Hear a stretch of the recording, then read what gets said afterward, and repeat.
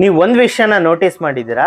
ನೀವು ಒಬ್ಬ ಫಿಟ್ ಆಗಿರೋ ವ್ಯಕ್ತಿ ಹತ್ರ ಹೋಗಿ ನಾನು ಫಿಟ್ ಆಗ್ಬೇಕಂತ ಇದ್ದೀನಿ, ಫಿಟ್ನೆಸ್ ಜರ್ನಿ ಶುರು ಮಾಡಿದೀನಿ, ಡಯಟ್ ಮಾಡ್ತಾ ಇದ್ದೀನಿ ಅಂತ ಹೇಳಿದಾಗ ಅವನು ಖುಷಿ ಪಟ್ಟು ಎನ್ಕರೇಜ್ ಮಾಡ್ತಾನೆ. ಹೌದಾ, ಮಾಡಿ, ಯಾವುದೇ ಕಾರಣಕ್ಕೂ ಗಿವ್ ಅಪ್ ಮಾಡಬೇಡಿ ಅಂದ್ಬಿಟ್ಟು ಒಂದಷ್ಟು ಟಿಪ್ಸ್ ನ ಕೊಡ್ತಾನೆ. ಅದೇ ಸಕ್ಸಸ್ಫುಲ್ ಬಿಸ್ನೆಸ್ ಪರ್ಸನ್ ನ ಕೇಳಿದ್ರೆ ನಾನು ಶ್ರೀಮಂತ ಆಗ್ಬೇಕು, ದುಡ್ಡು ಮಾಡ್ಬೇಕು, ಅದಕ್ಕೆ ಬಿಸ್ನೆಸ್ ಶುರು ಮಾಡ್ತೀನಿ ಅಂದಾಗ ಅವನು ಕೂಡ ಎನ್ಕರೇಜ್ ಮಾಡ್ತಾನೆ.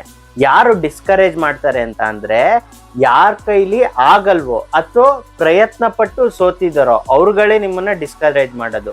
ಫಿಟ್ ಆಗಿ ಏನ್ ಮಾಡ್ತೀಯಾ, ಎಲ್ರು ಒಂದಿನ ಸಾಯೋದೆ, ಸ್ಯಾಕ್ರಿಫೈಸ್ ಮಾಡಿ ಏನ್ ಪ್ರಯೋಜನ, ನಾಳೆ ಬದುಕಿರೋರು ಯಾರೋ ಸಾಯೋರು ಯಾರೋ, ಇವತ್ತು ಅಷ್ಟೇ ಶಾಶ್ವತ, ಇವತ್ತು ಚೆನ್ನಾಗಿ ಕುಡಿಬೇಕು, ತಿನ್ಬೇಕು, ಎಂಜಾಯ್ ಮಾಡ್ಬೇಕು ಅಂತ.